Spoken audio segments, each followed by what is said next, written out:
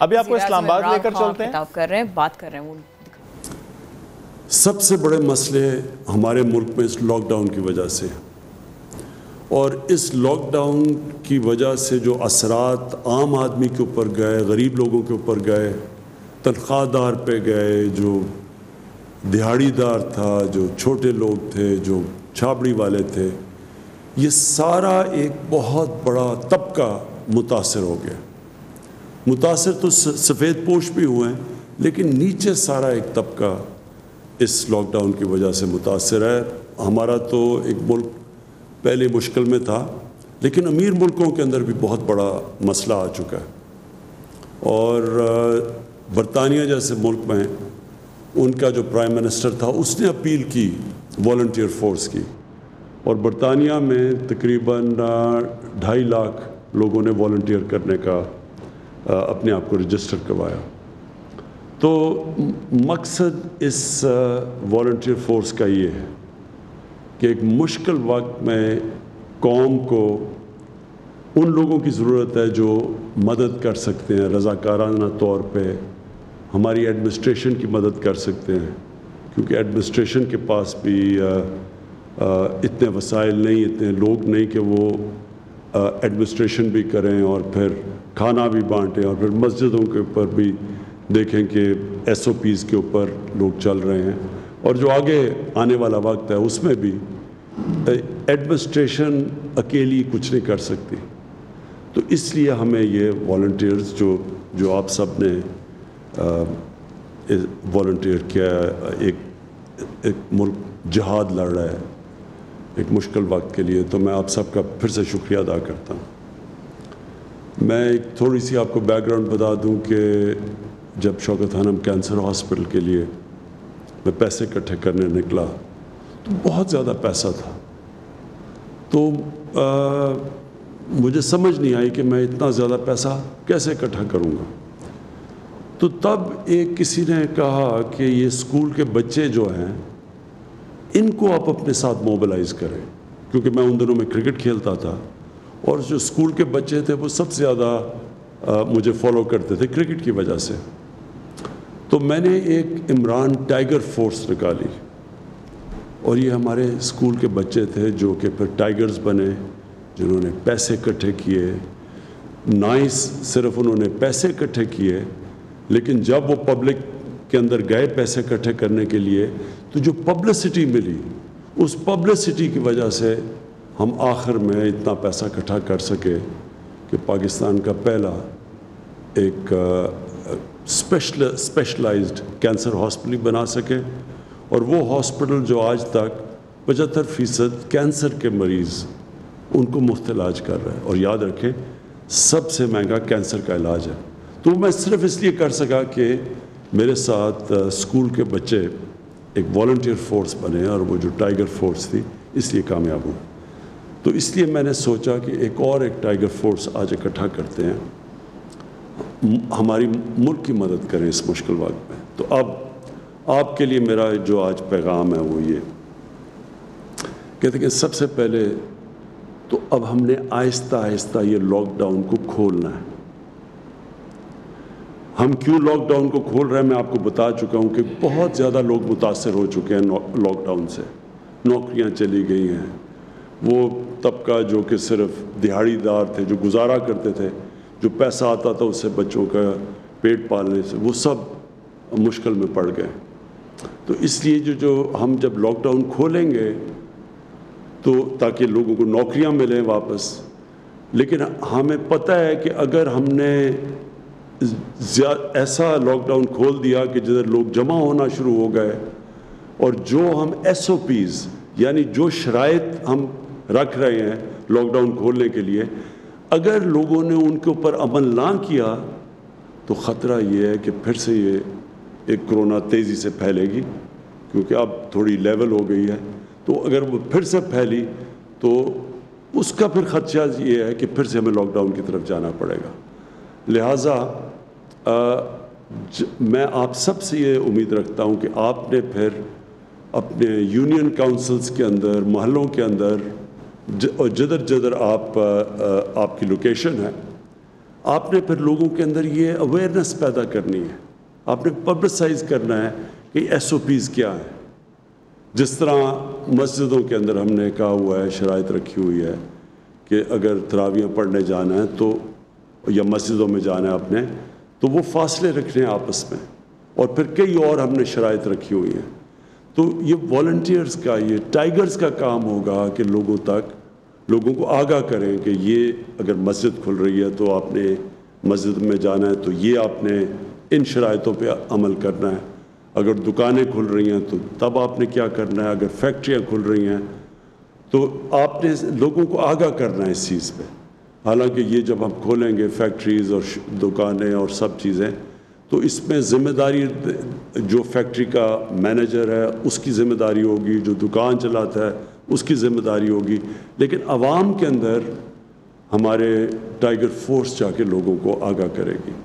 سب سے بڑی تو یہ ذمہ داری ہے, کیونکہ یہ سب سے بڑا ہمارے لیے چیلنج اب ہوگا کہ ایک طرف لوگوں کو کرونا سے بھی بچائیں, اور دوسری طرف ہم یہ بھی دیکھیں کہ لوگ بے روزگاری سے, بھوک سے نہ مریں, تو ان کے لیے روزگار بھی ہو اور پھر کرونا سے بھی بچائیں. اس بیلنس کے لیے آپ ٹائیگرز کی ضرورت پڑے گی کہ پبلک کے اندر یہ اویئرنیس کیمپین کریں, لوگوں کو آگاہ کریں کہ کن شرائط کے مطابق ہم لاک ڈاؤن کو کھول رہے ہیں. دوسری چیز جو میں پہلے کہہ چکا ہوں, مسجدیں, ان کے اندر یوٹیلیٹی سٹورز, میں بھی کہوں گا بھی ہمارے یوٹیلیٹی سٹورز کے چیئرمین بیٹھے ہوئے ہیں, میں اس کے ڈاکٹر ظفر مرزا کو یہاں بٹھایا ہوا ہے, کیونکہ بہت زیادہ میڈیکل پروفیشن کے لوگ جو میڈیکل فیلڈ سے تعلق رکھتے ہیں انہوں نے بھی ہمارے ٹائیگرز بنے ہیں. تو یہ ڈاکٹر مرزا کو کہوں گا کہ آپ کو گائیڈ کریں. یوٹیلیٹی سٹورز کی ذوالقرنین آپ کو بتائیں گے چیئرمین کہ ان کے اندر آپ نے کیسے کیا چیز دیکھنی ہے جا کے یوٹیلیٹی سٹورز پہ. میں چاہوں گا کہ عثمان ڈار آپ سے مختصر بات کریں کہ جو انہوں نے سیالکوٹ کے اندر ایک پائلٹ پروجیکٹ کیا ہے والنٹیئرز کے ساتھ, ٹائیگرز کے ساتھ, تو وہ اس کی بھی بات کر سکتے ہیں. تو نمبر 1 چیز کہ ٹائیگر فورس ایک والنٹری فورس ہے. آپ نے کہیں پیسے اکٹھے نہیں کرنے, آپ کا کام یہ نہیں ہے, آپ کو کوئی تنخواہیں نہیں مل رہی, آپ ایک جہاد لڑ رہے ہیں ہمارے ساتھ مل کے, اور آپ جوائن کریں, ایڈمنسٹریشن کے ساتھ مل کے آپ کام کریں گے. تو جو لوکل ایڈمنسٹریشن ہے, جو ایک بڑا پروگرام ہم نے لانچ کیا 2 دن پہلے, وہ ہے کہ ہم جو لوگ بے روزگار ہوئے ہیں, جو اس لاک ڈاؤن کی وجہ سے لوگ بے روزگار ہوئے ہیں, ان کی رجسٹریشن کروانی ہے آپ نے. تو میں آپ جو یونین کاؤنسل کا آفس ہوگا, جو ہماری ایڈمنسٹریشن ہوگی, وہ اس آفس میں وہ ایک ڈیسک بنائے گی, اور ادھر آپ لوگوں کو رجسٹر کریں گے. جو لوگ بے روزگار ہوئے ہیں, وہ لوگ خود بھی اپنے آپ کو رجسٹر کر سکتے ہیں, لیکن ہم یہ سمجھتے ہیں کہ وہ جو ویب سائٹ کے اوپر اپنے آپ کو رجسٹر کرنے کی فارم بھرنی ہے, وہ شاید زیادہ لوگ نہ کر سکیں. اس لیے آپ میں سے زیادہ تر پڑھے لکھے لوگ ہیں جنہوں نے والنٹیئر کیا, تو آپ ان کی مدد کریں تاکہ وہ رجسٹر کریں, اور پھر ہم ان کو ایک فلٹر کر کے اپنے اساس پروگرام کے ذریعے جو نادرا کے ڈیٹا بیس ہے ان کو فلٹر کریں گے کہ واقعی وہ مستحق ہیں, اور ان کے بعد وہی کیش ٹرانسفر کریں گے جو کہ آپ ابھی اساس پروگرام کی کیش ٹرانسفرز کر رہے ہیں, اور پھر ان کو بھی آپ مانیٹر کریں گے اور ہمیں فیڈ بیک دیتے رہیں گے. اس کے علاوہ میں آپ سب سے یہ امید لگاتا ہوں کہ یوٹیلیٹی سٹورز کا میں آپ کو بتا بیٹھا ہوں, آپ نے کہیں بھی ذخیرہ اندوزی دیکھی, آپ نے دیکھا کہ لوگ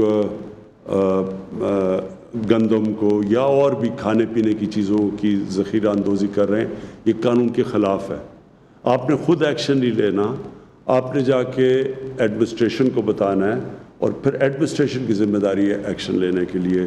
یہ جو بھی لوگ یہ غیر قانونی چوز کر رہے ہیں, ذخیرہ اندوزی سے وہ ہوتا کیا ہے کہ قیمتیں اوپر چلی جاتی ہیں, اور اس سے کیا ہوتا ہے کہ جو ہم کیش ٹرانسفر کر رہے ہیں عام لوگوں کے لیے، ان کی مدد کرنے کے لیے، تو جب چیزیں مہنگی ہوں گی ان کے ہاتھ سے جو پیسہ ہوگا وہ زیادہ چیزیں نہیں خرید سکے گا.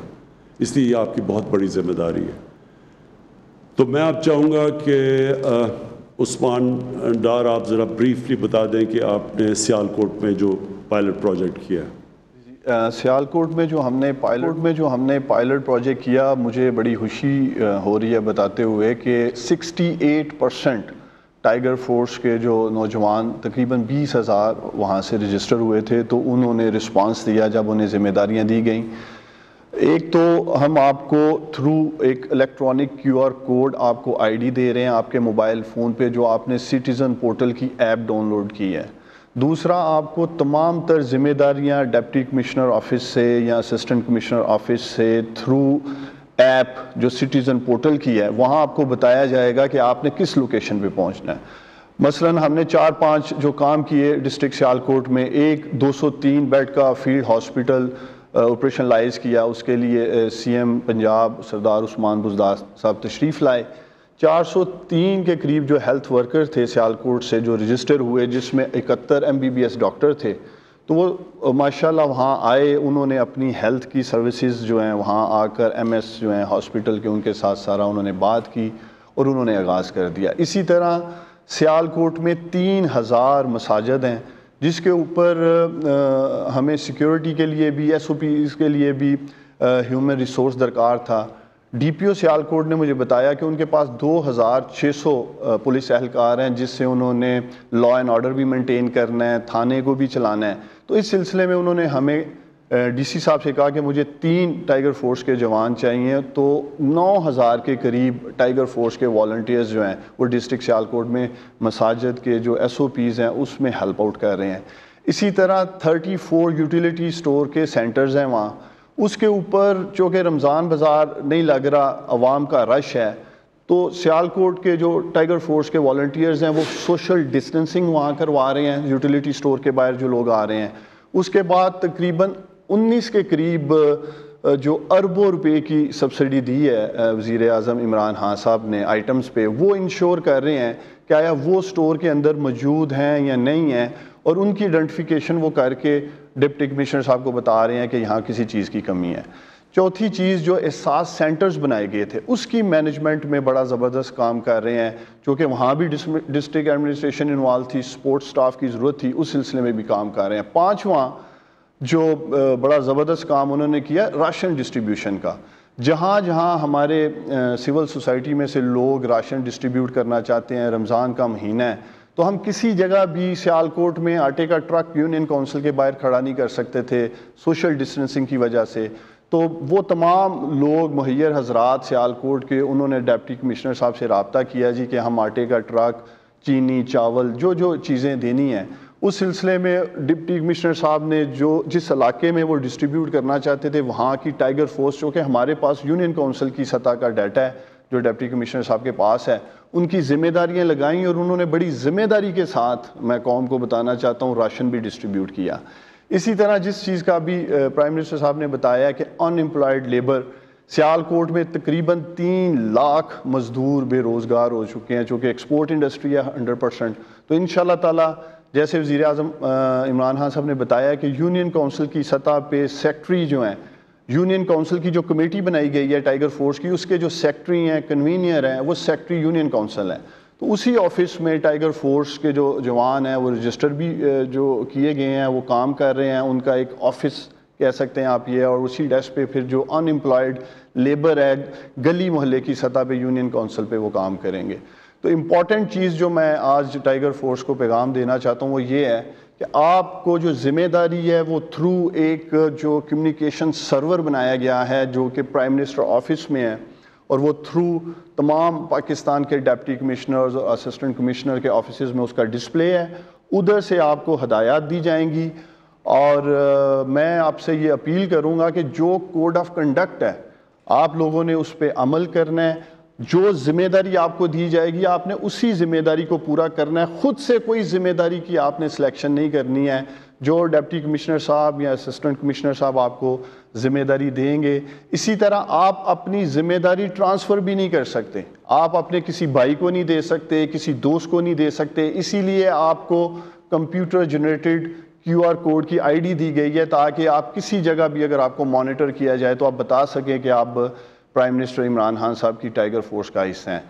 ایک چیز جو میں پاکستان کے تمام پارلیمنٹیرینز کو اپیل کرنا چاہتا ہوں، چونکہ آپ سب ڈسٹرکٹ کمیٹی میں پاکستان کی جو ہماری پارلیمنٹ کے تمام الیکٹڈ MNAs جو پارٹیز کے ہیں وہ اس کا حصہ ہیں. اسی طرح تحصیل کمیٹیز میں تمام الیکٹڈ MPAs اس کمیٹی کا حصہ ہیں. تو میں آپ سب سے یہ اپیل کرنا چاہتا ہوں کہ آپ اپنی سیاسی وابستگی سے بالاتر ہو کر اپنے اپنے حلقوں میں یہ جو پاکستان کے 10 لاکھ بہادر نوجوان ایک قومی جذبہ لے کے آگے آئے ہیں، آپ لوگ ان کے ساتھ مل کر کووڈ ریلیف کے جو سرگرمی ہیں، ہمیں پوری امید ہے کہ آپ بھرپور اپنا کردار ادا کریں گے. آخر میں تمام ڈسٹرکٹ ایڈمنسٹریشن کو، اسسٹنٹ کمشنر صاحبان کو بھی یہ اپیل کرنا چاہوں گا کہ یہی 10 لاکھ نوجوان جو ایک جذبہ لے کے آگے آئے ہیں، آپ لوگوں نے میک شور کرنا ہے کہ ان کو ذمہ داریاں دی جائیں، ریزنیبل ذمہ داریاں دی جائیں، اور یہ لوگ جو ایک مشن لے کے آئے ہیں ان کو ہم پورا موقع دیں کہ وہ اپنے اپنے علاقوں میں کردار ادا کر سکیں. بہت شکریہ. تھینک یو عثمان. اچھا ڈاکٹر صاحب، آپ اگر ہمارے یہ ٹائیگر فورس کو بتا دیں کہ جو کہ میڈیکل پروفیشن سے آئے ہیں، ان سے آپ کیا امید لگا کے بیٹھے ہیں؟ شکریہ پرائم منسٹر صاحب. بات یہ جی کہ یہ جو بیماری ہے اس نے کتنے عرصے تک چلنا ہے اور اس کا پھیلاؤ کتنا ہوگا، اس کی پرائم منسٹر صاحب کئی دفعہ یہ بات کر چکے ہیں کہ یہ صرف حکومت نہیں بلکہ پوری قوم جب تک اس میں مل کے کام نہیں کرے گی اس وقت تک ہم کوئی آگے نہیں بڑھ سکیں گے. اچھا، اس میں ظاہر ہے کہ ہر ایک کو اپنا ایک رول پلے کرنا ہے. اس میں ایک والنٹری فورس یا ایک رضاکارانہ جو حصہ ہے جو مختلف افراد ڈال سکتے ہیں وہ بہت ضروری ہے. جیسا کہ پرائم منسٹر صاحب نے پہلے بھی کہا، اب بھی کہا کہ ہم نے یہ جو اسمارٹ لاک ڈاؤن کی جو پالیسی ہے یہ بھی انڈیفینٹ ٹائم کے لیے نہیں چل سکتی، ہمیشہ کے لیے نہیں چل سکتی. اس میں بھی بتدریج ہم نے اس کو تبدیل کرنا ہے. تو اس حوالے سے یہ بہت اہم ہے کہ ہم ایسے لوگوں کو موبلائز کریں کہ جو حکومت کے ساتھ مل کے دو کام کریں. ایک یہ کہ جو ہم نے SOPs بنائے ہیں مختلف سیکٹرز کے لیے، ان کا نفاذ اور مؤثر نفاذ جو ہے اس کو یقینی بنائیں اور اس میں اپنا ایک کردار ادا کریں. تو SOPs جتنے ہمارے صحیح طریقے سے نفاذ ان کا ہوتا جائے گا، اسی طریقے سے ہم اس قابل بنتے جائیں گے کہ ہم زیادہ سے زیادہ اپنی جو معیشت ہے اس کو کھول سکیں. دوسرا یہ ہے کہ آنے والے دنوں کے لیے جو ہم نے ایک حکمت عملی اپنائی ہے وہ ہے ٹریسنگ، ٹیسٹنگ اور کوارنٹائن کی. مطلب یہ کہ ہم نے زیادہ سے زیادہ ایسے افراد کی شناخت کرنی ہے کہ جن کو یہ بیماری ہے، ان کو ظاہر ہے اس کے لیے ٹیسٹ کرنا ہے، پہلے ان کو ٹریس کرنا ہے، پھر ان کو ٹیسٹ کرنا ہے، اور اگر وہ پازیٹیو ہیں تو ان کو پھر کوارنٹائن کرنا ہے یا آئسولیٹ کرنا ہے. تو یہ SOPs اور یہ جو TTQ کی اسٹریٹجی ہے اس کے لیے وزیر اعظم موجود ہیں اور اس وقت مرزا صاحب بات کر رہے ہیں اور بریف کر رہے ہیں ٹائیگر فورس کے جو رضاکار ہیں، خاص طور پر ان کے اوپر فوکس ہے کہ وہ آگے کس طرح سے SOPs کو امپلیمنٹ کروائیں گے اور عوام کو سکھائیں گے. ہم ایک بریک لیتے ہیں، واپس آتے ہیں.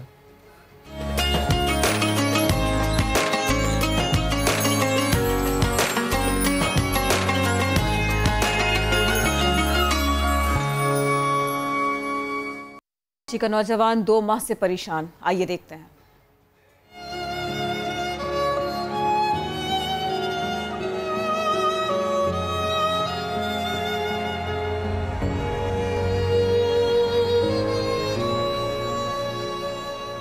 نیا دن میں آج ہمارے مہمان ہیں سرجانی ٹاؤن کے رہائشی وقاص احمد، جو نارتھ کراچی میں جوتے کے ایک دکان پر کام کرتے ہیں. ان سے معلوم کرتے ہیں کہ دکان کب کھولی ہے، ان کی کہانی سنیں گے انہی کی زبان میں.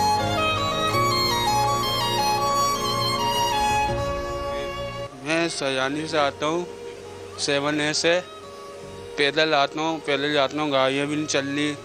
पैसे से मिले, दुकान खोल के बैठे में आप माशाल्लाह? नहीं, 2 महीने हो गए, सेठ बोल रहा हमारा पूरा नहीं हो रहा तो हम कहाँ से देंगे। अब दुकान खुलेगी तो कुछ करेंगे। फिर घर में कितना अफराद हैं आपके? बहुत बड़ी फैमिली है, भाई हैं, बहनें हैं, अम्मी हैं, अब्बू हैं।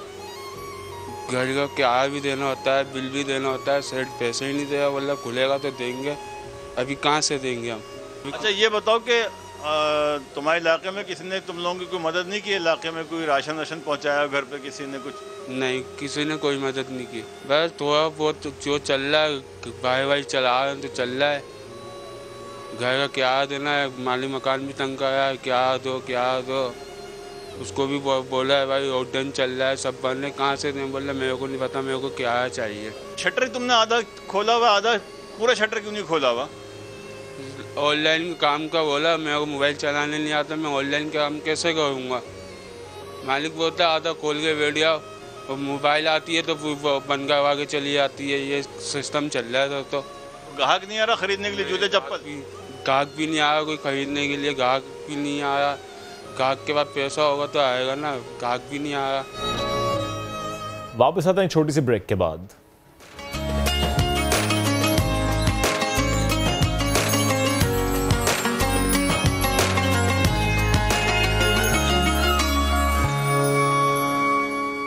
Welcome back. अभी कुछ देर पहले वज़ीर-ए-आज़म पाकिस्तान इमरान खान जब इजहार ख्याल करते कोरोना से मुताल्लिक, टाइगर फोर्स से मुताल्लिक और जो मुतासिर हो रहे हैं उनसे मुताल्लिक, तो हमने सोचा इस घंटे हम इसी की बात का जिक्र कर लें कि जो मुतासिर हो रहे हैं, जो चाय के ढाबे हैं, जाहिर है वो बंद हैं क्योंकि ना वहाँ पर आप जा सकते हैं ना वहाँ पर बैठ सकते हैं। अच्छा देखिए, ये चाय वाला जो है ना, ये आपकी खुशी, आपके गम, आप थक गए तो चाय चाहिए, आप फारिग बैठे तो चाय चाहिए, और चाय के होटल्स, चाय के ढाबे, इसकी चाय का जो मज़ा है वो कहीं नहीं है, ऐसा समझा भी जाता है। और इसीलिए बड़ी रौनक होती है कराची में। कोयटा वाल होटल्स की चाय शहरियों की पसंदीदा समझी जाती है। बस ये प्याला मिल जाए, बहुत आला हो जाए, लोग ऐसा कहते आए।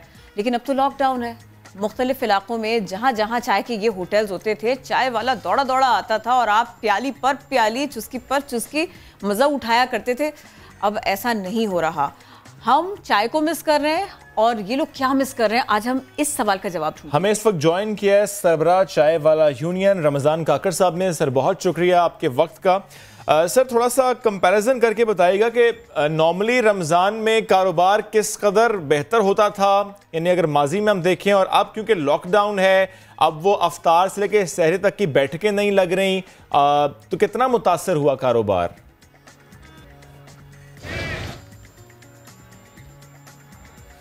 तमाम चैनल का मैं आपके तवज्जुह से ये तमाम बातों को आपके सामने रखते हुए, सर हमारे साथ जो नाजायज हो रहा है इस वक्त आपको मैं बताता चलूं।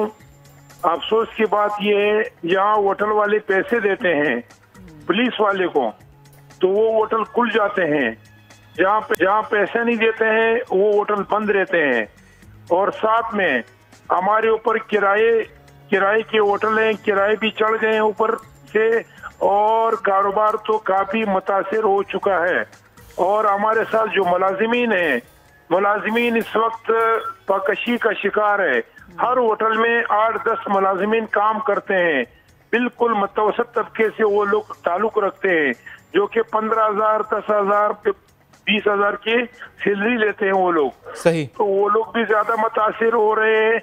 और साथ में छोटे ताजिर, जाहिर है रमजान साहब, कथा कलामी की माजरत, सब मुतासर हैं, लेकिन अभी आपने कहा कि पुलिस आती है, पैसे लेती है और दुकान खोलने की इजाज़त देती है, ढाबा खोलने की इजाज़त देती है। कराची के मिसाल मुझे दीजिएगा, कितने फीसद चाय के ढाबे इस तरीके से खुल रहे हैं पुलिस को पैसे देकर?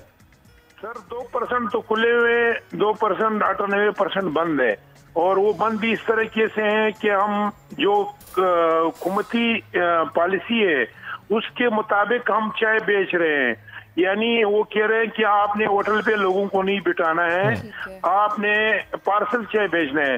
तो हम उसी के मुताबिक चलते हुए भी उसके बावजूद हमारे होटल बंद किया जाते हैं, हमारे कारोबार को बंद किया जाता है, हमारे मुलाजिमीन को उठा के ले जाते हैं, गिरफ्तार कर जाते हैं, गिरफ्तार करके 15-20 हजार रुपए थाने वाले लेते हैं, फिर उसको छोड़ देते हैं, वरना FIR की धमकी देते हैं। और अब कराची में ये माहौल है और ये हालात है सर, तो हम मजबूर होकर के हमने होटल बंद कर दिया। 15-20 हजार रुपए जो उनके हम पुलिस वाले को नहीं दे सकते हैं। हमारे कारोबार इस तरह मुतासिर हो रहे, पहले से रमजान है, रमजान के महीने में कारोबार आता रह जाता है। कितना ये देखिए इफ्तारी के टाइम पे खुलने के बाद खुल जाता है होटल। ये बताइएगा, देखिए हम पहले भी ये देखते हैं रमजान साहब, पहले भी हम ये देखते आए कि वो जो इफ्तारी के बाद एक बैठक लगती थी ना चाय के होटल पर, फिर वो सहरी के आसपास तक चलती थी। तो मैं चाहती थी कि अगर आप एक अंदाजा ही बता सकें कि पहले आपका कारोबार कितना होता था, ताकि लोगों को पता तो चले ना कि आपको कितना नुकसान हो रहा है। आपने किराए की जगह ली, आपने वहां पे आके मेहनत की, आपने लोगों को मुलाजिम रखा। जिस होटल पे 2 मन दूध निकलता था, 3 मन दूध निकलता था, अब वहाँ पर 20-25 किलो दूध निकलते हैं। तो आप इससे अंदाजा लगा लीजिएगा। इसी तरह चीनी, इसी तरह आप पत्ती के ले ले, तो यानी 2 मन से बात आ गई 20 किलो। सही है, नहीं ये तो काफी नुकसान रमजान साहब। लेकिन अभी कुछ देर पहले इमरान खान साहब भी कह रहे थे कि हम बहुत ऐसा लॉकडाउन में रह नहीं सकते, आहिस्ता आहिस्ता हमें कारोबार खोलने हैं। तो हम उम्मीद तो रखते हैं कि आहिस्ता आहिस्ता कारोबार खुलेगा, लेकिन क्या आपने खुद भी ये सोचा कि जब कारोबार खुलेगा, जब चाय के ढाबे खुलेंगे, लोग वहां पर आएंगे, तो आप उन्हें बताएंगे, आप उन्हें कहेंगे कि फासले से बैठें ताकि आपका कारोबार भी मुतासर ना हो? हमारा देखो सर, हम तो पहले से मैं आपको बताते चलूं, इससे पहले भी समाज चैनल वालों ने हमसे इंटरव्यू लिया था। हम पहले से टारगेट किलिंग का शिकार थे। कराची शहर में लसानी फसादात के दौरान बहुत सारे नुकसान हुए, हमारे बहुत सारे लोग टारगेट हुए, होटल वाले, दुकानदार, ताजर, छोटे ताजर। जब उस माहौल से निकल आए तो अब फिर महंगाई की दौर आ गई, महंगाई भी इतनी ज्यादा हो गई है। फिर उसके बाद लॉकडाउन का मामला रहा। लॉकडाउन के मामले में कमिश्नर साहब का जो ऑर्डर है कराची में, उसके मुताबिक हम कारोबार चला रहे हैं, लेकिन उसके मुताबिक भी हमें नहीं चलने दे रहे हैं। ये बता सकते हो कितने लोग वाबस्ता हैं? आपकी तो पूरी यूनियन है ना, और जब बजा है होटल्स, कितने लोग हैं कि जो इससे वाबस्ता है? तकरीबन ये तो मैं आपको अंदाजा नहीं लगा सकता हूँ। जो हमारे पास रजिस्टर्ड लोग हैं, कम से कम इस वक्त 8 से 10 हजार के करीब लोग रजिस्टर्ड है। और पिछले 2 महीने से आप सारे के सारे खासे परेशान हैं। तो अब मुझे देखिए, समझाना दोनों आसान हो जाता है। एक तो ये कि आपको SOPs के तहत काम करने की इजाजत मिले, दूसरे ये कि जो बड़ा प्रॉब्लम है, जो अभी तक मैं समझ पाई हूँ, वो किराए का भी है। तो आप लोग इस सिलसिले में कुछ तजवीज़ तैयार करें, कुछ हमसे शेयर करें, ताकि फिर वो आगे जाएं, आप लोगों के लिए भी सहूलत हो जाए। क्या सोचा है आपने? मालिक मकान किराया छोड़ने के लिए तैयार नहीं है, ठीक है। हर एक होटल के 50,000, 40,000, 60,000 किराया है। मालिक मकान किराया छोड़ने के लिए तैयार नहीं है। हम मजबूरन किराया भी दे रहे हैं और साथ में ये लॉकडाउन से भी मुतासिर हो रहे हैं, मुलाजिमीन की तनख्वाह भी दे रहे हैं हम। और ज़ाहिर रमजान साहब, इसमें एक मामला ये भी तो है कि मालिक मकान अगर मजबूर है कि उसकी भी आमदनी का जरिया वही किराया था, तो वो भी मजबूर है। लेकिन मुझे ये बताइएगा, कोई अपील करना चाहेंगे आप इमरान खान साहब से, वज़ीर आला सिंध से? वज़ीर आला सिंध से भी मैं अपील करता हूँ कि खुदा के लिए पुलिस को लगाम दे। ये जो सिंध गवर्नमेंट है, मैं खुद आपको मैं बताता चलूं, मेरा ताल्लुक पीपल्स पार्टी से है, लेकिन चून के मैं पीपल्स पार्टी से मुतमईन नहीं हूँ सर। ठीक है, मैं बताता चलूं कि हमारी पुलिस जो सिंध गवर्नमेंट के अंडर। ठीक है रमजान साहब, साथ मौजूद थे आप, और जिस तरह आप भी बता रहे हैं कि सिर्फ कारोबार जो है वो इस वक्त खुला है, लेकिन जो कमिश्नर साहब की हिदायत है उसके मुताबिक ही आप लोग काम कर रहे हैं और आपको काम करने की इजाज़त दी जाए। ज़ाहिर है हम बार बार बात करते हैं, एग्जैक्टली सॉल्यूशंस हैं, मसाइल हैं, तो उसके साथ साथ हमको शिफ्ट होना पड़ेगा, थोड़ा थोड़ा ट्रांसफॉर्म होना पड़ेगा, तो उससे मसाइल कम होंगे, ख़त्म नहीं होंगे लेकिन कम होंगे। टेक्नोलॉजी एक ऐसा ज़रिया है कि जिसमें लॉकडाउन के दौरान भी राबिते हो सकते हैं। मईशत का पहिया आहिस्ता आहिस्ता चल सकता है, लोग फ़ायदा उठा सकते हैं। पंजाब IT बोर्ड इसी सिलसिले में तो काम कर रहा है, तो क्या क्या है इस टेक्नोलॉजी के अंदर चीदा निकात के जिसके ऊपर काम हो रहा है, आज हम इस पर बात करेंगे। किस तरीके से आजकल के हालात में ये सपोर्ट कर रहा है इस सिस्टम को। हमें ज्वाइन किया chairman Punjab IT board Asfar मंजूर साहब ने। शुक्रिया आपके वक्त का, नया दिन के लिए वक्त निकाला आपने। सर, सबसे पहले बताइएगा कि आवाम को हुकूमती माली इमदाद की दरख्वास्त के धक्के ना खाने पड़े, जिस तरह एहसास प्रोग्राम है और जिस तरह के और पैकेजेस अनाउंस होते हैं, तो उसके लिए पंजाब IT बोर्ड लॉकडाउन में क्या काम कर रहा है, किस तरह फैसिलिटेट कर रहा है? साहब की हदायत थी कि ये जो उनका इंसाफ इमदाद प्रोग्राम है लोगों को मदद करने के लिए, उसका कोई डिजिटल तरीका निकाला जाए लोगों से एप्लीकेशन लेने का। तो हमने इसके लिए एक पूरा डिजिटल सिस्टम इन प्लेस किया था, जिसके अंदर लोग 3 तरीक़ों से अप्लाई कर सकते थे इस प्रोग्राम के लिए। एक तो ये था कि वो हमारी इंसाफ इमदाद एप्लीकेशन डाउनलोड कर सकते थे, उसके थ्रू अप्लाई किया जा सकता था। दूसरा ये था किसी के पास अगर कंप्यूटर वगैरह है तो वो अपना लैपटॉप के थ्रू, हमारी वेब एप्लीकेशन के थ्रू भी अप्लाई कर सकता था। और फिर बहुत से ऐसे लोग हैं जिनके पास इंटरनेट का कनेक्शन नहीं है, स्मार्टफोन नहीं है, तो उनके लिए हमने SMS का मीडियम भी रखा था कि आप SMS भी कर सकते हैं। और उसमें हमने 3 फील्डें मांगी थी लोगों से, आपको सिर्फ आपने अपने नाम, ID कार्ड नंबर और मोबाइल फ़ोन नंबर देना था। तो ये प्रोग्राम जो है कंप्लीट हो चुका है। इसके 7 दिन थे जिसके अंदर लोगों ने अप्लाई करना था, वो अब ख़त्म हो गया। और हमें तकरीबन 15 मिलियन से ज़्यादा, यानी 1.5 करोड़ से ज़्यादा लोगों ने इस प्रोग्राम में हमें अप्लाई किया है। अब एक बार वो स्क्रूटनाइज होके एप्लीकेंट्स, उसके बाद इसकी पेमेंट्स की प्रोसेसिंग शुरू होगी। हर घराने को जो इसमें क्वालिफाई करेगा उसको 12,000 रुपया दिया जाएगा, और वो जो पैसे भी दिए जाएंगे वो भी डिजिटल मीडियम के थ्रू दिए जाएंगे, जिस तरह ब्रांचलेस बैंकिंग के थ्रू इजी पैसा वगैरह है ये डिफरेंट है, तो उस तरीके से दिए जाएंगे ताकि किसी जगह पे झमघटा ना लगे और एक तरीके से इस चीज़ को मैनेज किया जा सके। और ये प्रोग्राम जो है, ये एहसास प्रोग्राम जो प्राइम मिनिस्टर साहब का है उसके साथ इसको लिंक कर दिया गया है और ये उसका हिस्सा है। तो उसकी अभी जो डिस्बर्समेंट हो रही है उसी में इसकी भी डिस्बर्समेंट उसी प्रोग्राम के थ्रू होगी। ये बड़ा मसला है कि टेक्नोलॉजी का इस्तेमाल ना आए तो फिर कोई कहाँ जाए। हमने कराची तक में ऐसा देखा। बावजूद इसके आप लोगों ने काफ़ी कुछ लॉन्च किया ना, तो फिर अब ये बताइए कि लॉकडाउन से किसान और ज़राई शोबा मुश्किल में है, टेक्नोलॉजी का इस्तेमाल उनकी मदद कैसे कर रहा है? आप टेक्नोलॉजी का इस्तेमाल भी, उसका तरीक़ा भी, ये सब कुछ कैसे बता पाएँ किसानों को? ख़ास तौर से हम पूछना चाह रहे हैं। अभी आपको पता है आजकल वीट का क्रशिंग का ये अपना वीट का सीज़न है, कटिंग का सारा जो है, तो उसके लिए हमने ये कि नॉर्मली लोगों को बड़ा लाइनों में खड़ा होना पड़ता है बारदाना लेने के लिए। आपने पहले जाके DCs के पास जाके रजिस्ट्रेशन करनी पड़ती है। तो उसके लिए हमने इस बार एक मोबाइल ऐप लॉन्च की है और हमें उसकी बड़ी पेज़राई मिली है। किसान उस पर बड़े खुश हैं, तकरीबन कोई 1.25 लाख किसानों ने अभी तक उस पर रजिस्टर कर लिया है। और उस ऐप के थ्रू लोग रजिस्टर कर लेते हैं, अपना फिर आके बारदाना ले लेते हैं और उसके थ्रू ही फिर हमने उसमें ये भी फैसिलिटी रखी है कि जब एक बार गंदम की कटाई करके किसान अपना गंदम हुकूमत को जमा करा देगा तो उसके बाद उसको पेमेंट के लिए भी लाइनों में खड़ा नहीं होना पड़ेगा। वो भी हमने बैंक्स के थ्रू इंटीग्रेशन कर दी है उसकी, और वो सिंपली अपने बैंक में जाके वहाँ से अपनी पेमेंट ले सकेगा। तो हमने सारे के सारे प्रोसेस को, ये जो आपका है बारदाना का और वीट का, इसको सारे को हमने इस बार डिजिटाइज कर दिया और इसका मेरे ख्याल में किसान भी इससे बड़े खुश होंगे। बड़ी ट्रांसपेरेंसी भी आ गई और इसमें लोगों को लाइन वगैरह भी खड़ा भी नहीं होना पड़ता।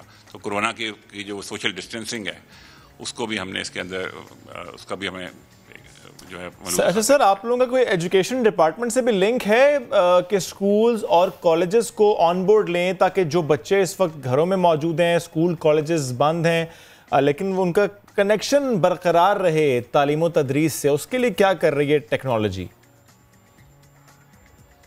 ये भी हमने कभी प्रोग्राम लॉन्च किया, 1 अप्रैल को हमने लॉन्च किया एजुकेशन डिपार्टमेंट के साथ मिलके। आपको पता है ये हमें बच्चों की तो पढ़ाई का बहुत हर्ज हो रहा है, कोरोना की वजह से स्कूल्स बंद हैं। तो इसके लिए हमने अभी जो पहली फेज़ में हमें ग्रेड 1 से लेकर 8वीं तक के मैथ्स और साइंस के जो कोर्सेज़ हैं उसके लिए हमने पूरा करिकुलम डिजिटाइज किया है। और इस वक्त हमने एक TV चैनल लॉन्च किया है तलीम घर के नाम से, एजुकेशन डिपार्टमेंट के साथ मिलकर। उसके अलावा हमने एक मोबाइल ऐप भी लॉन्च किया है तलीम घर के नाम से। तो کیونکہ اب آپ کو ایک چیز دیکھنی پڑے گی، کیونکہ سرکاری اسکولوں میں جتنے بھی بچے پڑھتے ہیں، کوئی 50,000 سے زیادہ پنجاب میں اسکول ہیں، کوئی 1 کروڑ سے زیادہ بچے ان میں پڑھتے ہیں، ان میں سے اکثر کے پاس موبائل اور انٹرنیٹ کی اور لیپ ٹاپس کی فیسلٹی نہیں ہے. تو اس لیے بڑا ضروری تھا کہ ہم اس کو ٹی وی چینل کے تھرو ان تک پہنچائیں گے. اکثر گھروں میں ٹی وی ہوتا ہے، تو یہ ہم نے ایک میڈیم استعمال کیا. لیکن جن بچوں کے پاس موبائل ہے یا کوئی لیپ ٹاپ یا اس طرح کا ہے، تو ان کے لیے ہم نے یہ فیسلٹی رکھی ہے کہ موبائل ایپ کے تھرو بھی وہ اس کو ڈاؤن لوڈ کر سکتے ہیں سارے کو. اور یہ ہمارا تقریباً روز 9 بجے سے لے کے 1 بجے تک یہ پروگرام تعلیم گھر چلتا ہے، اور پھر شام کو اس کی ریکارڈنگ بھی رن ہوتی ہے. اور اگر آپ کوئی لیکچر وغیرہ مس بھی کر دیں تو آپ انٹرنیٹ پہ جا کے وہ ڈاؤن لوڈ کر کے بھی دیکھ سکتے ہیں. تو اور یہ ابھی تقریباً مہینہ ہوا ہم نے اس کو لانچ کیا. اب آگے جو ہے اگلے مہینے مئی سے ہم انشاءاللہ 9ویں اور 10ویں کا بھی اس کے اندر ایڈ کر دیں گے کریکولم. تو یہ پہلی سے لے کے 10ویں گریڈ تک سارے بچے جو ہیں ایٹ لیسٹ اپنا پڑھائی جو ہے جاری رکھ سکتے ہیں تھرو دس میڈیا. صاحب لوگ آپس میں نا ایک دوسرے سے عذرائے مذاق کہتے ہیں کہ چھٹیاں تو بس سرکاری دفاتر میں ہوتی ہیں، وہاں کوئی کام وام نہیں ہوتا. تو یہ بتائیے کہ یہ لاک ڈاؤن کے دنوں میں ظاہر ہے کہ دفتر کا کام بھی ہے، اہم کام ہوتے ہیں، تو میٹنگز کس طرح سے کرتے ہیں آپ لوگ؟ کچھ وہاں ٹیکنالوجی کے استعمال کے بارے میں بتائیں نا ہمیں آپ. میرے خیال میں ہمارا سب سے پہلا پروجیکٹ تھا جب یہ ایک وبا پھیلی ہے، کیونکہ سب سے بڑا یہ چیلنج تھا کہ ہمیں اس کا کوئی طریقہ کیا جائے. ابھی تک تو ہمارا کچھ ویڈیو کانفرنس کی اکوپمنٹس وغیرہ تو لگی ہوئی تھی سرکاری دفاتر وغیرہ میں، لیکن اب کیونکہ دفتر بند ہے، لوگوں نے گھر سے آپریٹ کرنا ہے، کوئی کئی بار گاڑی میں ٹریول کر رہا ہوتا ہے، تو ہمیں ایک mobile video conferencing system launch کیا حکومت پنجاب کے لیے، جس میں کوئی بھی سرکاری ملازم کہیں بھی بیٹھے ہوئے، چاہے گھر بیٹھا ہوا ہے، چاہے وہ گاڑی میں ہے، وہ اپنے میٹنگ کنڈکٹ کر سکتا ہے، اس میں ورچولی اپنے آپ کو جوائن کر سکتا ہے. اس کے پاس یا لیپ ٹاپ ہونا چاہیے یا آئی پیڈ یا کوئی موبائل ڈیوائس ہو، بس that is all, that is the requirement. تو یہ ہم نے کیا، اور اس وقت تقریباً چیف منسٹر صاحب اس کے اوپر میٹنگ لے رہے ہیں، چیف سیکرٹری صاحب میٹنگس اس کے تھرو لے رہے ہیں، تقریباً ہر ڈپارٹمنٹ اس کو یوز کر رہا ہے. اور یہ بہت ہی زیادہ امپورٹنٹ تھا، یہ خاص کر یہ جو وبا کے اور کرونا کے کانٹیکسٹ میں، تو یہ بڑا افیکٹولی یوز ہو رہا ہے، اور ہزاروں میٹنگس ہر ہفتے اس سسٹم کے تھرو کی جائے. اچھا سر، ایک اپلیکیشن لانچ کی گئی تھی گورنمنٹ کی طرف سے، اور اب اس اپلیکیشن کے ذریعے ہم یہ جان پاتے ہیں کہ ہم سیف زون میں ہیں یا ہم کسی کورونا پیشنٹ کے قریب تو نہیں ہیں. اس سے متعلق ہم نے پہلے بات کی تھی. میں جاننا آپ سے یہ چاہ رہا ہوں کہ آرٹیفیشل انٹیلیجنس کی مدد سے آپ لوگ کچھ سپورٹ کر رہے ہیں اسمارٹ لاک ڈاؤن میں اور اسمارٹ سیمپلنگ میں؟ اچھا دیکھیں، اسمارٹ لاک ڈاؤن کے لیے میرے خیال میں سب سے جو امپورٹنٹ چیز ہے وہ ہے آپ کے پاس availability of data, specially visually ڈیٹے کا نظر آنا کہ کس طرح یہ وبا پھیل رہی ہے، کس جگہ پہ زیادہ آپ کے لوگ ہیں جو اس سے افیکٹ ہوئے ہیں، کس جگہ کے اوپر کم افیکٹ ہوئے ہیں، اور پھر آپ اکارڈنگلی اس کے اوپر ڈیسیژن لے سکتے ہیں. تو ہم نے ایک پورٹل ڈیولپ کیا ہے جو ہم نے ڈسٹرکٹ ایڈمنسٹریشن میں کمشنرز اور ڈی سیز کو اس کی ایکسیس دی ہے، اور جس کے اندر ہیلتھ کا اور باقی ڈفرینٹ ڈپارٹمنٹ سے ڈیٹا آتا ہے، جس کے اندر ان کو وہ ویژولی دیکھ سکتے ہیں کہ کس جگہ پہ وبا پھیل رہی ہے، کس جگہ کتنے پیشنٹس ہیں، کس جگہ ٹریولرز آ رہے ہیں زیادہ باہر سے، تو زائرین کس جگہ پہ ہیں، کس جگہ پہ کوارنٹائن سینٹرز ہیں. تو یہ ساری انفارمیشن ان کو ویژولی نظر آتی ہے، اور اس کے اوپر based they can actually lock down in two specific areas. میرے خیال میں یہ جو پلیٹ فارم ہم نے ان کو دیا ہے، this should prove very useful in sort of delivering on this strategy of smart lockdown. کافی کچھ کر رہے ہیں آپ لوگ. یہ بتائیے پنجاب آئی ٹی بورڈ آگے کیا کرنے جا رہا ہے، مزید کیا کرنے جا رہے ہیں آپ لوگ؟ دیکھیے ہمارے کافی پروگرامز ہیں جو ان دا پائپ لائن ہیں. اس کے اندر مثلا جو کچھ عنقریب جو انشاءاللہ لانچ ہو جائیں گے. ایک تو پرائم منسٹر صاحب نے ابھی اناؤنس کیا، آپ کو پتا ہوگا کنسٹرکشن کی انڈسٹری کھولی ہے. تو کنسٹرکشن انڈسٹری کے لیے ان کا اپنا ڈفرینٹ بلڈنگ ڈپارٹمنٹس کے ساتھ ایل ڈی ایز اور اپنا لوکل گورنمنٹ کے ساتھ ان کو پرمیشن وغیرہ چاہیے ہوتی ہیں، میپس کے اپروولس چاہیے ہوتے ہیں. وہ بڑا لمبا پروسیس ہے، فائلز ہیں، آپ کو دفتروں کے چکر کاٹنے پڑتے ہیں. تو ہم اس سارے پروسیس کو ڈیجیٹائز کر رہے ہیں، اور انشاءاللہ وہ عنقریب یہ ہو جائے گا. اور اس کے بعد یہ ہوگا کہ آپ نے جب اپلیکیشن کسی نے بھی دی ہے 30 دن کے اندر اس کو ڈیجیٹلی اس کے اوپر اس کو اپروول آ جائے گا.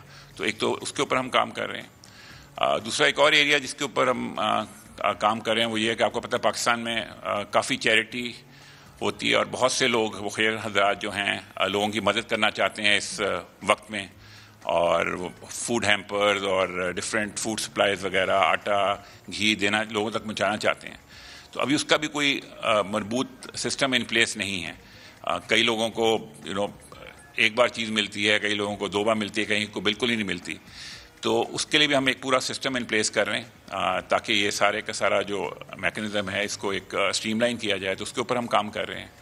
اس کے علاوہ ہم نے تقریباً زیادہ ایسی سروسز بھی آئیڈینٹیفائی کی ہیں گورنمنٹ کی جو سٹیزنس کو دی جاتی ہیں, اور ابھی وہ ساری مینول ہیں, لوگوں کو دفتروں میں جانا پڑتا ہے, اور اب آج اس وبا کی وجہ سے آپ کو پتہ یہ پاسبل نہیں ہے. تو ہم اب اس کے اوپر بھی ہم نے کام شروع کر دیا ہے کہ ان ساری سروسز کو بھی ڈیجیٹائز کیا جائے تاکہ لوگ گھر بیٹھ کے اپنے اسمارٹ فون کے تھرو, اپنے لیپ ٹاپ کے تھرو اس کے لیے اپلائی کر سکیں, اور جہاں کوئی ڈاکومنٹیشن ہونی ہے, ان کو کوئی چیز واپس جانی ہے تو یا ڈیجیٹلی چلی جائے, یا اگر ڈیجیٹلی نہیں جا سکتی کسی وجہ سے تو کوریئر کے تھرو ان کو پہنچ جائے, اور ان کو اپنی اپلیکیشن کا SMS وغیرہ کے تھرو اپڈیٹس بھی ہوتی رہیں. تو یہ ہمارا ایک بہت ایمبیشیس پروجیکٹ ہے, مطلب اس میں تقریباً جس طرح میں نے بتایا 100 سے زیادہ سروسز ہیں, تو ہم نے یہ پروجیکٹ بھی لانچ کیا ہے. تو یہ سم آف دا کی جو پروجیکٹس ہیں جو ہم نے ابھی ان قریب in the near future you will see them taking shape, these are some of them. صحیح. اسفر صاحب بہت شکریہ آپ کے وقت کا, اور آپ نے ایکسپلین کر دیا کس طرح سے IT بورڈ فیسیلیٹیٹ کر رہا ہے گورنمنٹ کو اور عوام کو. ابھی ایک بریک لیتے ہیں, واپس آتے ہیں.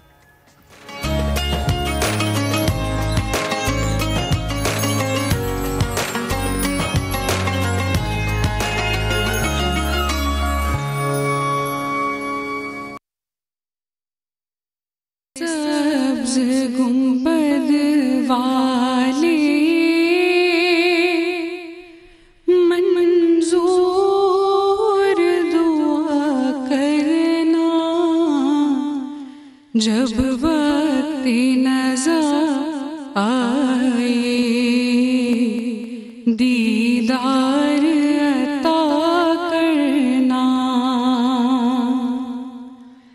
اے نور خدا آ کر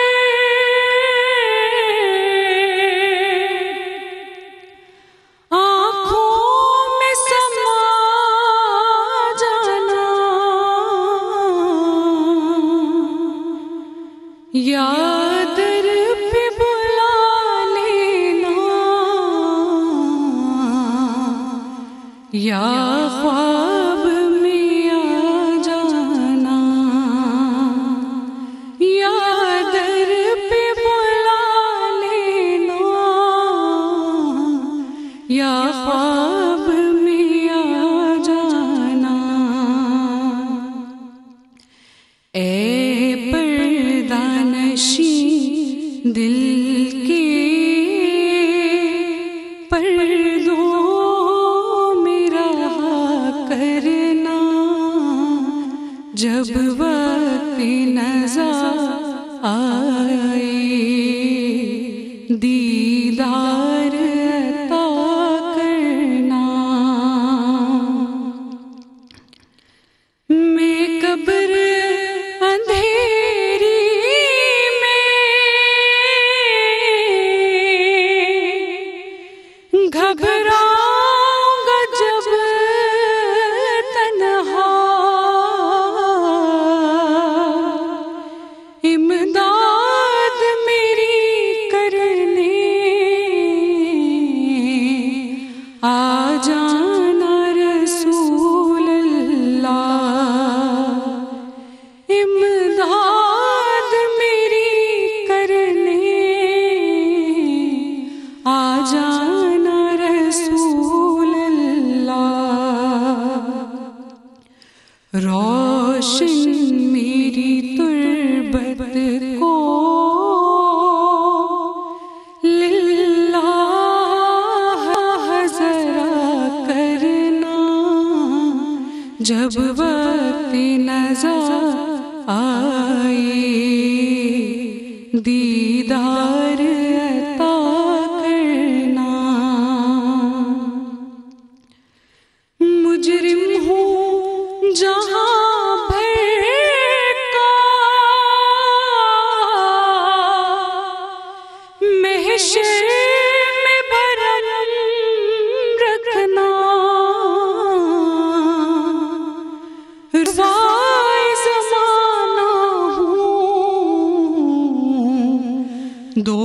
دوزخ سے بچا لینا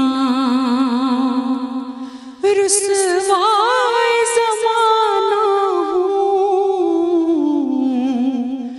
دوزخ سے بچا لینا منظور دعا میری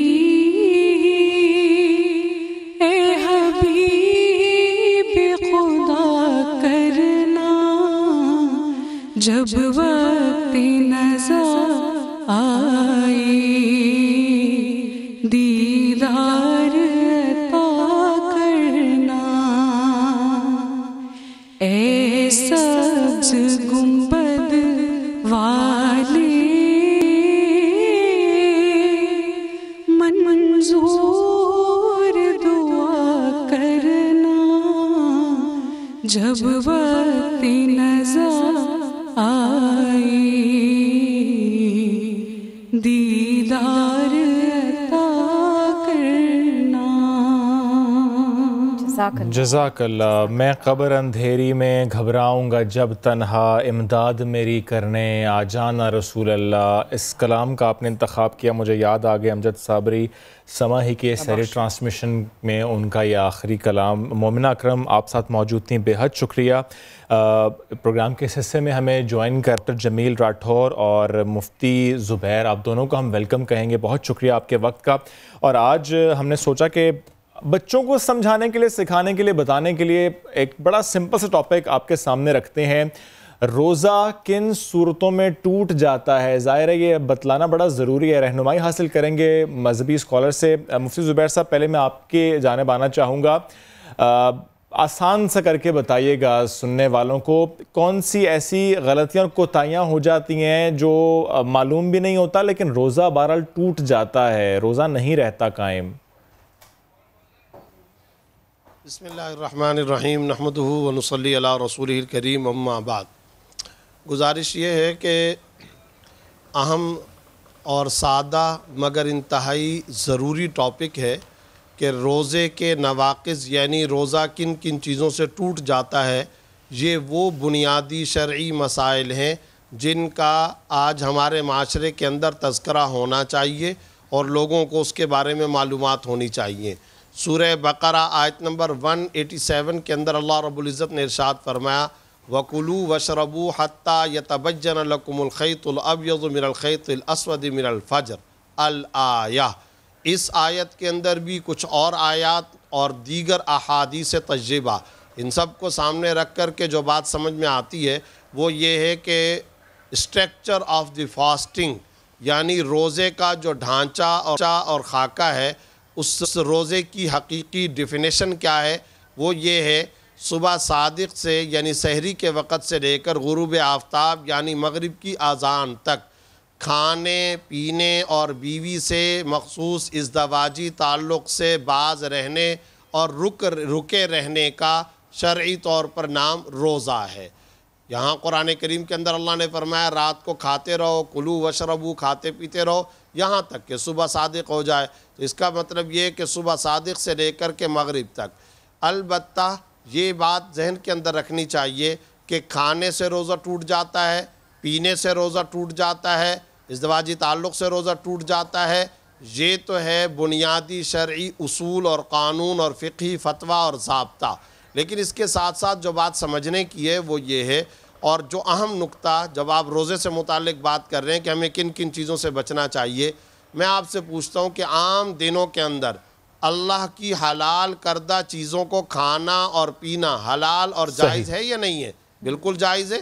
انسان اپنا اچھا رزق کھائے, روٹی کھائے, کھانا کھائے, پانی پیے, شربت پیے, عام دنوں میں جائز ہے اور حلال ہے.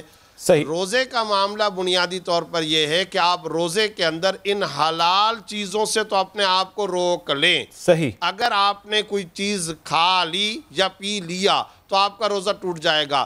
لیکن غصہ, گالم گلوچ, برا بھلا کہنا, لڑائی جھگڑا, بغض، نفرت کے جذبات، زبان سے تلخی، گالیاں، اس سے بھی اجتناب کریں. مفتی صاحب قطع کلامی کی معذرت، مفتی صاحب قطع کلامی کی معذرت، ان سے بچنا ضروری بے شک. اچھا مفتی صاحب قطع کلامی کی معذرت، ایک کامن مین کوشچن یہ آتے ہیں رمضان میں اسپیشلی، دو کرنا چاہ رہا ہوں. ایک یہ کہ جیسے ہی اذان سٹارٹ ہوتی ہے فجر کی، اذان کے دوران بھی کچھ لوگ کھا لیتے ہیں، ایک تو اس پر رہنمائی کیجیے گا، اور دوسرا یہ برش کرتے ہیں یعنی ٹوتھ پیسٹ کرتے ہیں کچھ لوگ روزے کے دوران بھی، ان کے حوالے سے بھی پلیز بتائیے گا.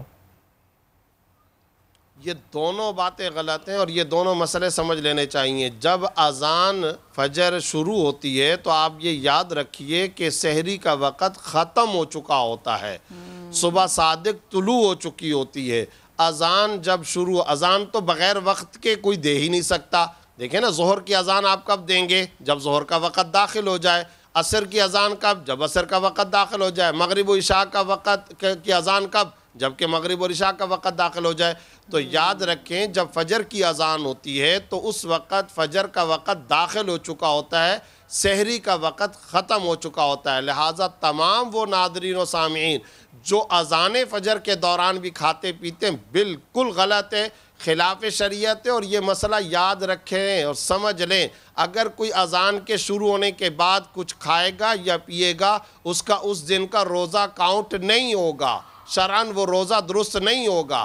یہ اہم مسئلہ ہے، سنگین مسئلہ ہے، اور اس کی نوعیت کو اور اس کی حقیقت کو سمجھنا چاہیے. اذان کے بعد، اذان شروع ہونے کے بعد آپ کچھ نہیں کھا سکتے. جب اس خاص طور پر شہروں کے اندر اعلان ہوتا ہے یا ڈائری وغیرہ کے اندر، کیلنڈر وغیرہ کے اندر بھی ٹائم لکھا ہوا ہوتا ہے، اس وقت تک آپ سحری کر سکتے ہیں.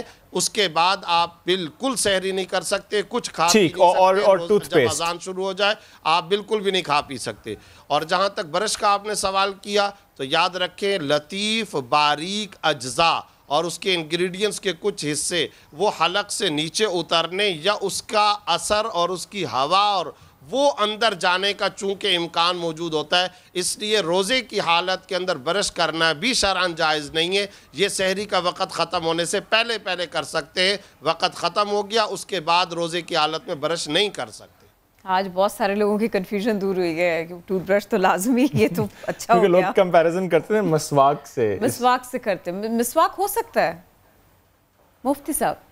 جی مسواک ہو سکتا ہے. مسواک کا معاملہ یہ، اس میں آپ نے الگ سے کوئی کیمیکل یا کوئی ٹوتھ پیسٹ وغیرہ کوئی شامل نہیں کی، اس کے اندر آپ نے ایسا کچھ نہیں کیا کہ وہ کیمیکل یا کوئی اجزاء آپ کے اندر جائیں. مسواک میں کوئی حرج نہیں. مسواک میں حرج نہیں. اچھا اب ہم ذرا نیا دن کے ناظرین کو بتا دیں، مفتی زبیر صاحب ہمارے ساتھ ہیں، جمیل راٹھور صاحب ہمارے ساتھ ہیں، اور آپ خود بھی بات کر سکتے ہیں ان سے. نمبرز اسکرین پر ہیں، کال کر سکتے ہیں، مسئلہ اپنا رکھ سکتے ہیں مفتی صاحب کے سامنے بھی. مفتی صاحب میں ایک بات اور بھی پوچھنا چاہ رہی تھی. ابھی نا جب ہم نے گفتگو کا جب آغاز کیا تھا، اب میں بعد میں جمیل راٹھور صاحب پر جاؤں گی، پہلے مجھے مفتی صاحب سے پوچھنا ہے، آپ نا غصے کے بارے میں بتا رہے تھے کہ یہ بھی نہیں کرنا چاہیے. وہ جو ایک دم سے کسی سچویشن کو دیکھ کر ایک اشتعال آ جاتا ہے، اس کو بھی کنٹرول کرنا چاہیے، اس سے بھی زد پڑتی ہے. ایک چھوٹا سا کمنٹ اس کے اوپر سر. دیکھیں گزارش یہ ہے کہ حضرت سلمان فارسی رضی اللہ تعالیٰ عنہ کا بیہقی کے اندر ایک خطبہ موجود ہے جو رسول اللہ صلی اللہ علیہ وسلم سے انہوں نے نقل فرمایا. 29 شعبان کو آپ صلی اللہ علیہ وسلم نے وہ خطبہ دیا تھا. اچھا اس خطبے کے الفاظ بڑے عجیب و غریب ہیں. میں صرف غصے سے متعلق والا جو جملہ ہے وہ پیش کرتا ہوں. آپ صلی اللہ علیہ وسلم نے ارشاد فرمایا، یا ایھا الناس قد اظلکم علیکم شہر عظیم، لوگوں ایک عظمتوں والا مہینہ تم پر سایہ فگن ہونے والا ہے. پھر آگے رمضان کے فضائل بیان کرتے ہوئے آپ صلی اللہ علیہ وسلم نے فرمایا، یاد رکھو یہ صبر کا مہینہ ہے، محتاجوں ضرورت مندوں کے ساتھ خیر خواہی، صلہ رحمی، مدد اور نصرت کا، ہمدردی کا مہینہ ہے. اس مہینے میں مومن کا رزق بڑھا دیا جاتا ہے. پھر آپ صلی اللہ علیہ وسلم نے ارشاد فرمایا، دوسروں کے ساتھ اتنی ہمدردی کرو، لسی کا گلاس یا دودھ کا گلاس اگر تم نے افطار کے لیے کسی کو پیش کر دیا، حوض کوثر پر میں اس کا بدلہ پانی کی شکل میں اپنے ہاتھوں سے عطا کروں گا. ایک صحابی نے یہاں تک پوچھا، یا رسول اللہ اگر کسی کے پاس، غریب صحابہ بھی تو بہت سارے ہوتے تھے، اگر کسی کو اتنی مالی حیثیت اور استطاعت نہ ہو، فرمایا اگر پانی کا گلاس بھی پلا دو گے تو بھی اس کا یہ بدلہ عطا کیا جائے گا. اب یہاں جو آپ صلی اللہ علیہ وسلم نے صبر کا مہینہ قرار دیا, ضرورت اس بات کی ہے کہ ہمارے ہاں ویسے بھی ہر وقت برداشت, ٹالرنس, تحمل, بردباری ہونی چاہیے, لیکن خاص طور پر تو رمضان میں ہمیں کمپین چلانی پڑتی ہے. بازار میں, ٹھیلے پر, چورنگی پر, سڑک پر, ٹریفک سگنل پر, ہر جگہ پر ہم دیکھتے ہیں لڑائیاں ہو رہی ہیں, تلخیاں ہو رہی ہیں. گھر کے اندر روزے دار آ رہا ہے, بچوں سے جھگڑ رہا ہے, دفتر کے کولیگ سے جھگڑ رہا ہے, اور یہ جملہ ہمارے سماج کے اندر بڑا مشہور ہے یہ جملہ کہ جی اس کو روزہ لگا ہوا ہوگا. ارے بھئی روزہ ایسی چیز تو نہیں ہے کہ لگا ہوا ہو, یہ تو عبادت خداوندی ہے, یہ تو صبر کی تلقین کرتا ہے. برداشت, کنٹرول, صبر, تحمل, بردباری, یہ صفات پیدا کرنا, یہ حقیقی طور پر روزے کا فلسفہ اور پیغام ہے. غصہ, گالم گلوچ ویسے بھی حرام ہے, روزہ تو آیا ہی تقوی, یہ تو ہمیں سکھانے کے لیے ہی تو ہے. طریقہ اولا یہ ساری کی ساری عادتیں حرام ہونا جائیں. بے شک. ڈاکٹر جمیل راٹھور صاحب آپ کی طرف آؤں گا. میں جانا آپ سے یہ چاہ رہا ہوں کہ ڈائبیٹک پیشنٹس اور بلڈ پریشر کے پیشنٹس, ان کے حوالے سے بتائیں. فار ایگزامپل اگر ڈائبیٹک پیشنٹ کی میں بات کروں, شوگر لیول کتنا ڈراپ ہو جائے تو ان کو روزہ نہیں قائم رکھنا چاہیے؟ بسم اللہ الرحمن الرحیم. سب سے پہلے میں آپ کو, آپ کے ناظرین کو, مفتی زبیر صاحب کو السلام علیکم ورحمۃ اللہ وبرکاتہ. دیکھیں, آپ نے ڈائبٹیز پیشنٹس کے متعلق پوچھا ہے, تو سب سے بنیادی بات یہ ہے کہ ڈائبٹیز پیشنٹ دو طرح کے ہوتے ہیں. ایک وہ ہوتے ہیں کہ جو کہ انسولین ڈیپینڈنٹ ہوتے ہیں, جو انسولین لے رہے ہوتے ہیں. ایک وہ ہوتے ہیں جو کچھ دوائیاں لے کر گزارا کرتے ہیں. اور تیسرا درجہ کم کیٹیگری کا وہ ہوتا ہے جو اپنی ڈائٹ کو کنٹرول کر کے, اپنی غذا کو اور ورزش کے ذریعے اپنی شوگر کا لیول برقرار رکھ سکتے ہیں. اب آپ کا سوال یہ کہ کتنا لیول ہونا چاہیے, یہ ڈاکٹر بتائے گا, اس لیے کہ عام طور پر جن کا بلڈ شوگر لیول زیادہ ہوتا ہے, ایسے پیشنٹس ان کی باڈی جو ہے وہ کم از کم اگر 50 سے بھی نیچے آ جائے تو ہائپوگلائسیمیا کی کنڈیشن میں جاتے ہیں اور فینٹ بھی ہو سکتے ہیں, بے ہوش بھی ہو سکتے ہیں. نارمل آدمی تو 25-30 اگر شوگر بھی ہو تب بھی سروائیو کرتا ہے, 20 سے نیچے بھی سروائیو کر جاتا ہے. لیکن چونکہ اس کی باڈی اس سطح پر آ چکی ہے, وہ ریڈ کر چکی ہے کہ اس کا بلڈ شوگر لیول لگی رہتی ہے, لہذا شوگر کے خاص طور پر وہ پیشنٹ جو کہ انسولین لے رہے ہوں, ایک تو یہ کہ ڈاکٹر کے مشورے کے بعد وہ اپنی ٹائمنگ تبدیل کر لے. ٹائمنگ سے مراد یہ کہ پہلے عام طور پر جو انسولین لینا ہوتی ہے وہ فاسٹنگ کنڈیشن میں لیتے ہیں, کھانے سے 15 منٹ پہلے, 10 منٹ پہلے. تو اب اگر وہ انسولین لینا چاہیں گے روزے کی حالت میں تو یقینی طور پر وہ افطار سے چند لمحے قبل یا کھجور لیتے ہی اس کے ساتھ انسولین لے لیں گے, اور پھر نماز پڑھنے کے بعد کھانا کھائیں گے. یعنی ڈاکٹر صاحب افطاری سے پہلے انسولین لگا سکتے ہیں؟ جی ہاں, ارتقاء انجیکشن. دیکھیں فقہاء کرام کی دو رائے ہیں اس کے سلسلے میں, اور یقینی طور پر ایک رائے اب یہ بھی آ چکی ہے کہ آپ انجیکشن لگا سکتے ہیں. اسی طرح مفتی صاحب سے آپ نے مسواک کا مسئلہ پوچھا تھا. دیکھیں مسواک تو رسول مکرم صلی اللہ علیہ وسلم کی نص قطعی سے احادیث کی ثابت ہے. مسواک چونکہ ہم قیاس کے بھی قائل ہیں, لہٰذا مسواک جو ہے اس کے اندر بھی کیمیکل ہوتا ہے. ہر درخت کے اندر کوئی نہ کوئی جوسز ہوتے ہیں, اس کا عرق پایا جاتا ہے, اس کا بھی عرق جو ہے حلق میں جاتا ہے, یا حلق کے نیچے نہیں جاتا, منہ کے اندر فلوٹ کرتا ہے. بیائی اسی طرح اگر کوئی برش کر رہا ہے اور احتیاط کے ساتھ فقط دانتوں کا اگر وہ پیسٹ لگاتا ہے یا کوئی پاؤڈر لگاتا ہے اور کوشش احتیاط کے ساتھ کرتا ہے کہ حلق کے اندر نہ آ جائے. جہاں تک تعلق ہے تو ہوا تو ناک کے ذریعے بھی اندر جاتی ہے, منہ کے ذریعے بھی جاتی ہے, اور بہت ساری اسمیلز جو ہے وہ کاربن مونو آکسائڈ ہم باہر جائیں تو ہم انہیل کر رہے ہوتے, اس سے روزے کا کچھ نہیں بگڑتا. ہاں احتیاط کرے, اگر پیسٹ کے ذرات حلق کے اندر چلے گئے یا زبان سے چپک کر رہ گئے, وہ بعد میں اندر چلے گئے, تو ایسی صورت میں یقینی طور پر روزہ چلے جائے گا. لیکن احتیاط کا مشورہ ہے جو مفتی صاحب, اور کیونکہ ظاہر ہے آپ نے خود کہا کہ حلق تک نہ جائے تو ایئر ڈراپس اور آئی ڈراپس, کیونکہ ظاہر ہے وہ تو جاتے ہیں حلق میں. ہاں تو سر ایئر ڈراپس اور آئی ڈراپس یہ استعمال کیے جا سکتے ہیں؟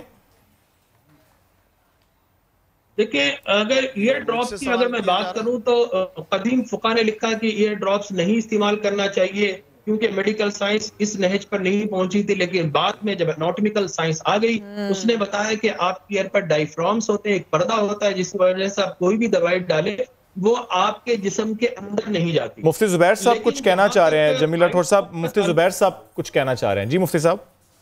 میں بات مکمل کر لوں, اس کے بعد وہ پھر میری تصحیح فرما دیں. جی جی راٹھور صاحب میں عرض یہ کر رہا ہوں کہ جہاں تک کوئی بات نہیں, ٹھیک ٹھیک, جہاں تک آئی ڈراپس کا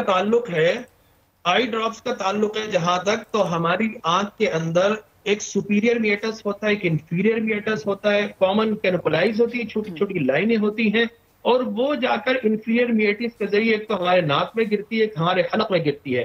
اور اس کی واضح مثال میں اس طرح کہوں گا کہ اگر آپ کو زیادہ آنسو آ جائے, عام طور پر 10 ملی گرام سے زیادہ اگر آنسو ہمارے لائکس بنتا رہتا ہے تاکہ ہمارا کارنیا ڈیمیج نہ ہو, ہماری آنکھیں ویٹ رہتی ہے. لیکن زیادہ پانی جمع ہو جائے جب ہم بلنک کرتے ہیں, تو جب آنکھوں کو بند کرتے ہیں اس طریقے سے, تو وہ نارملی ایبزارب ہوتا رہتا ہے وہ لائکس. لیکن اگر ہم کوئی رونا شروع کر دے, تو آپ نے سنا ہوگا کہ تلخ ذائقہ میں نے اپنی حلق میں بھی محسوس کیا.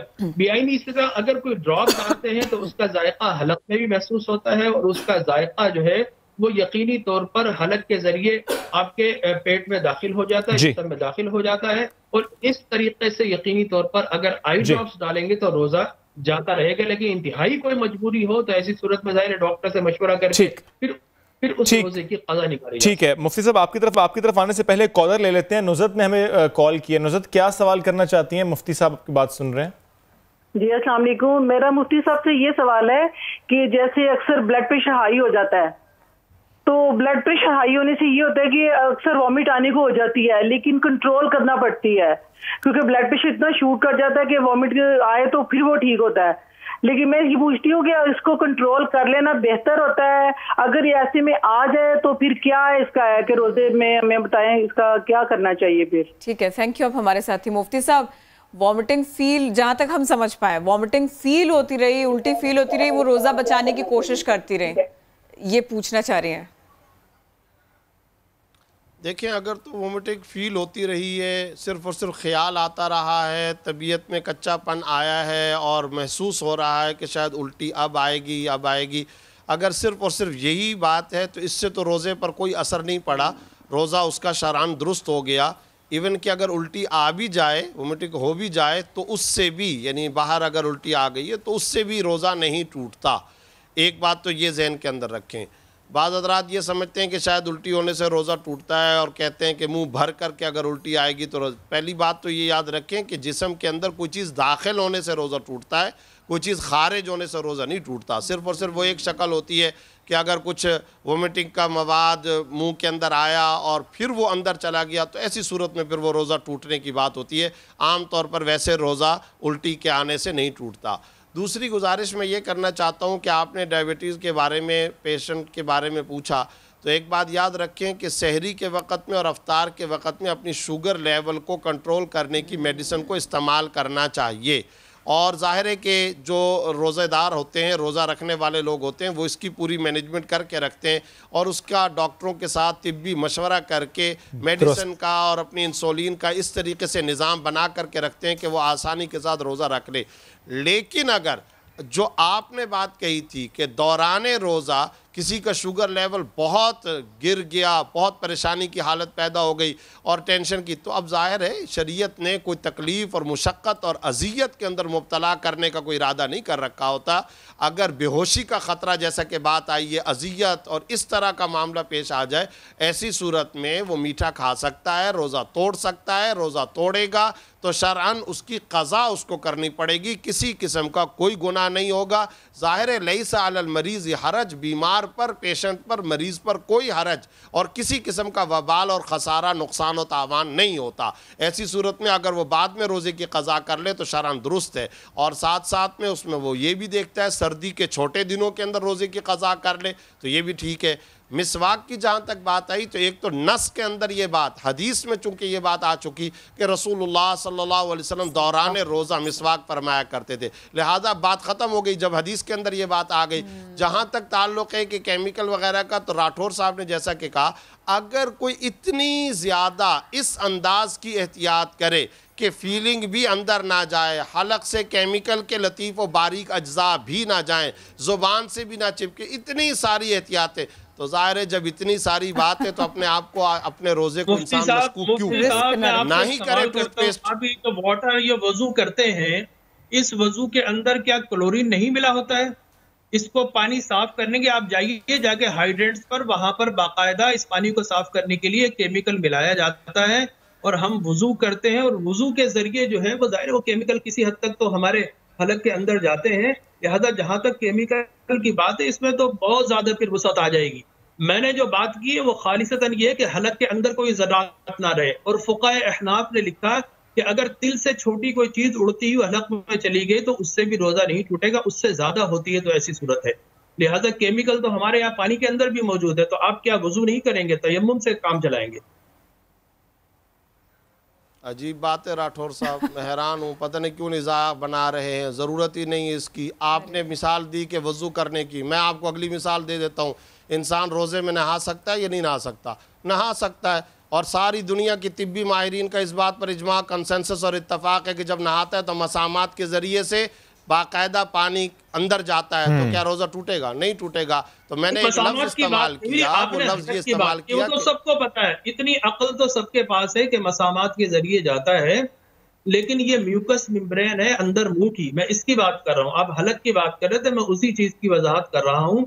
کیمیکل اندر نہیں جانا چاہیے، ٹھیک ہے نا، جہاں تک حلق کے اندر جانے سے. اور بلکہ فقہاء نے لکھا کہ اگر کسی عورت کا شوہر جو ہے وہ اس پر ناراض ہوتا ہے تو وہ اگر چاہے تو اپنی زبان کی ٹپ پر جا کر نمک دیکھنا چاہے تو حالت روزہ میں اس نمک کو کر سکتی، بعد میں اس کو تھوک دے، بس اس کا ذائقہ اندر نہ جائے. یہاں تک بھی ہمارے فقہاء کرام نے لکھا ہے حلق کے اندر جانے سے روزہ ٹوٹتا ہے. لہذا جہاں تک برش کا حکام ہے، احتیاط اگر کوئی ٹھیک ہے. جمیل راٹھور صاحب آپ کا پوائنٹ آ گیا، آپ کا پوائنٹ آ گیا کیونکہ وقت ہمارے پاس ختم ہو گیا. جمیل راٹھور صاحب آپ کا بھی شکریہ. یس مفتی زبیر صاحب بہت شکریہ، آپ نے ہماری رہنمائی کی. وقت میں ختم ہو چکا ہے، تو آپ سے ہوگی ملاقات کل نئے موضوعات کے ساتھ. اپنا خیال رکھیں، اگر باہر جائیں تو احتیاط کے ساتھ باہر جائیں. ہوگی ملاقات کل، تب تک کے لیے اللہ حافظ.